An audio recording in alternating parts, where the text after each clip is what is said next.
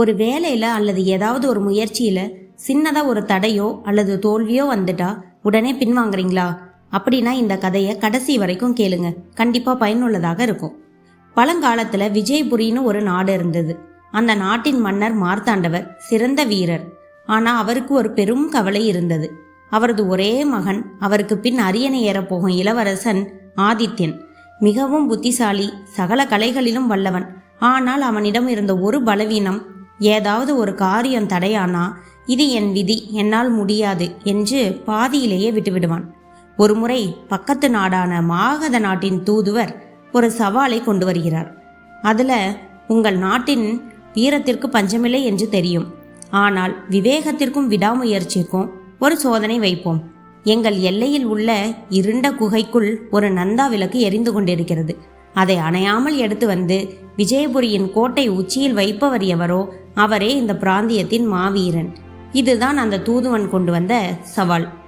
இளவரசன் ஆதித்யன் தயக்கத்துடன் சம்மதிக்கிறான். இளவரசன் அந்த இருண்ட குகை சவாலை ஏற்ற போது அவனுக்கு பின்னால் ஒரு சதி வலை பின்னப்பட்டது. அவங்க நாட்டின் தளபதி விக்ரமன் என்பவன் இளவரசனை வீழ்த்தி தான் அரியணை ஏற துடித்தான். சவால் தொடங்கியது. ஆதித்யன் குகைக்குள் நுழையும் போதே தளபதி விக்ரமன் தனது ஆட்களை அனுப்பி குகையின் நுழைவாயிலை ஒரு பெரும் பாறையால் மூடச் சொன்னான். உள்ளே போனவன் வெளியே வரக்கூடாது, வந்தாலும் வெறும் கையோடு தான் வர வேண்டும் என்பது அவன் திட்டம். அதோடு விஷ பாம்புகளையும் உள்ளே விட்டான். குகைக்குள் ஆதித்யன் சென்றபோது காதுகளை துளைக்கும் சீரல் சத்தம் கேட்டது. அவை சாதாரண பாம்புகள் அல்ல, நச்சுக்கண் நாகங்கள், இருட்டில் மின்னும் கண்களை கொண்டவை. அந்த பாம்புகள் ஆதித்யனை சூழ்ந்து கொண்டன. ஆதித்யன் பயந்து பின்வாங்கிய போது ஒரு கல் தடுக்கி விழுந்தான். அவனது தீப்பந்தம் அணைந்தது. இருட்டில் பாம்புகளின் சீரல் சத்தம் மட்டுமே கேட்டது. முடிந்தது எல்லாம், இங்கேயே என் உயிர் போகப் போகிறது என்று எண்ணி கண்களை மூடினான். அப்போதுதான் அவன் நினைவுக்கு அந்த சிற்பி வந்தான். மன்னர் ஒரு முறை அவனை ஒரு சாதாரண சிற்பியின் இடத்திற்கு அழைத்துச் சென்றார். அங்கே அந்த சிற்பி ஒரு பிரம்மாண்டமான கருங்கல்லில் ஒரு பெண் தெய்வத்தின் சிலையை செய்து கொண்டிருந்தார். மன்னரும் இளவரசனும் அமைதியாக பார்த்தனர். சிற்பி ஒரு உளியால் அந்த சிலையின் நுணுக்கமான கண் இமையை தைக்க முயன்ற போது டக் என்று ஒரு சத்தம் கேட்டது. கல் உடைந்தது. பல மாத உழைப்பு வீணானது. இளவரசன் அதிர்ந்து போனான். ஐயோ, இவ்வளவு நாள் உழைப்பு வீணாகிவிட்டதே என்றான். ஆனால் அந்த சிற்பி பதற்றப்படவே இல்லை. உடைந்த கல்லை ஓரமாக போட்டுவிட்டு பக்கத்தில் இருந்த மற்றொரு புதிய கல்லை எடுத்து மீண்டும் முதல் அடியிலிருந்து செதுக்கத் தொடங்கினான். மன்னர் கேட்டார், ஏன் சிற்பியே, உனக்கு வருத்தமாக இல்லையா? சிற்பி சிரித்து கொண்டே சொன்னார், மன்னா, அந்த சிலை உடையவில்லை. அந்த சிலை எனக்கு ஒரு பாடத்தை சொல்லிவிட்டு போயிருக்கிறது. போன முறை நான் கொடுத்த அழுத்தம் அதிகம் என்பதை இப்போது அந்த உடைப்பு எனக்கு கற்பித்திருக்கிறது. இந்த முறை இன்னும் கவனமாக செதுக்குவேன். உடைந்ததை நினைத்து கொண்டிருந்தால் அடுத்த அழகான சிலை உருவாகவே உருவாகாது. விடாமுயற்சி தனது வாளை சுழற்றி வழி ஏற்படுத்தி கொண்டு முன்னேறினான். குகையின் மையப்பகுதிக்கு ஆதித்யன் வந்தபோது திடீரென மேலிருந்து கற்கள் சரிந்தன. அது இயற்கை சீற்றமல்ல, தளபதி விக்ரமன் அனுப்பிய நிழல் படை வீரர்களின் தாக்குதல். அவர்கள் இருட்டில் சண்டையிடுவதில் வல்லவர்கள். 4 வீரர்கள் ஆதித்யனை சூழ்ந்தனர். ஒருவன் இடப்புறம் இருந்து வாளை சுழற்ற மற்றொருவன் வலப்புறம் ஈட்டியை எறிந்தான். ஆதித்யன் கையில் இருந்த தீப்பந்தம் அணைந்து விட்டது. இப்போது கும்மிருட்டு. எதிரிகள் நினைத்தார்கள், இனி இவன் கதை முடிந்தது என்று. ஆனால் ஆதித்யன் அந்த சிற்பியின் பாடத்தை நினைத்து பார்த்தான். கண் பார்ப்பதை விட மனம் கவனிப்பது கூர்மையானது. அவன் கண்களை திரும்பவும் மூடிக்கொண்டான். காதுகளை தீட்டிக் கொண்டான். ஒரு வீரனின் காலணி, மணலில் உரசும் சத்தம், ஒருவன் மூச்சுவிடும் வேகம், வாள் காற்றில் கிழித்து வரும் திசை. இதை வைத்தே ஆதித்யன் மின்னல் வேகத்தில் சுழன்றான். வாள்கள் மோதும் சத்தம் குகையெங்கும் எதிரொலித்தது. Kidding kidding. ஆதித்யன் முதல் வீரனின் வாளை தன் வாளால் தடுத்து அவனை நிலைகுலையச் செய்தான். சண்டையின் நடுவே அந்த விஷ பாம்புகள் மீண்டும் சீரத் தொடங்கின. எதிரிகள் பயந்து பின்வாங்கினர். ஆனால் ஆதித்யன் ஒரு புத்திசாலித்தனமான வேலையை செய்தான்.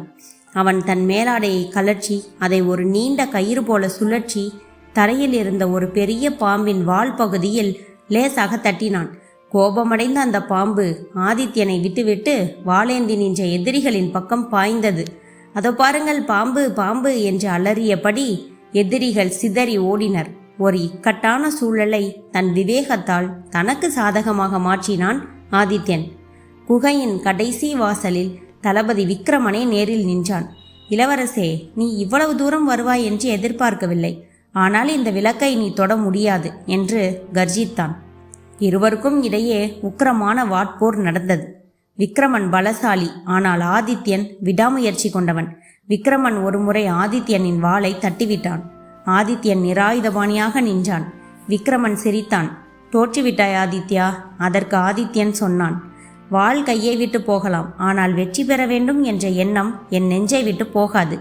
திடீரென தரையில் கிடந்த ஒரு சிறிய கல்லை எடுத்து விக்ரமனின் நெற்றியில் குறிபார்த்து எறிந்தான். விக்ரமன் நிலைகுலைந்தான். அந்த ஒரு நொடியில் ஆதித்யன் பாய்ந்து சென்று தன் வாளை மீண்டும் கைப்பற்றி விக்ரமனை சரணடையச் செய்தான்.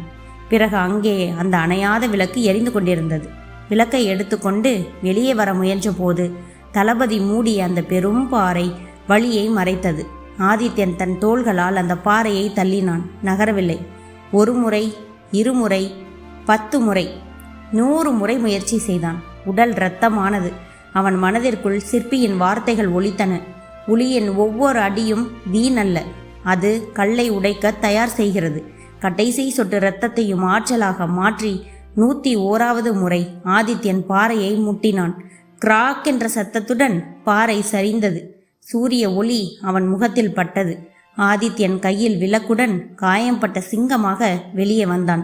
மன்னர் மார்த்தாண்டவர் மகனை அணைத்து கொண்டு சொன்னார், திறமை உன்னை குகைக்குள் அனுப்பியது, ஆனால் உன்னுடைய விடாமுயற்சி நான் உன்னை அந்த பாறையை உடைத்து வெளியே கொண்டு வந்தது. இன்று முதல் நீ வெறும் இளவரசன் அல்ல, தோல்வியை வென்ற மாவீரன். ஆதித்யா, நீ இப்போது சிறந்த போர்வீரன் மட்டுமல்ல, ஒரு சிறந்த சிற்பியும் கூட. உன் வாழ்வை உன்னுடைய விடாமுயற்சியால் நீயே செதுக்கி கொண்டாய். அதற்கு ஆதித்யன், உண்மைதான் தந்தையே, வெற்றி என்பது இலக்கை அடைவதில் மட்டுமல்ல, விழுந்த போதெல்லாம் மீண்டும் எழும் அந்த எண்ணத்தில்தான் இருக்கிறது என்றான். வெற்றி என்பது ஒரே நாளில் கிடைப்பதல்ல.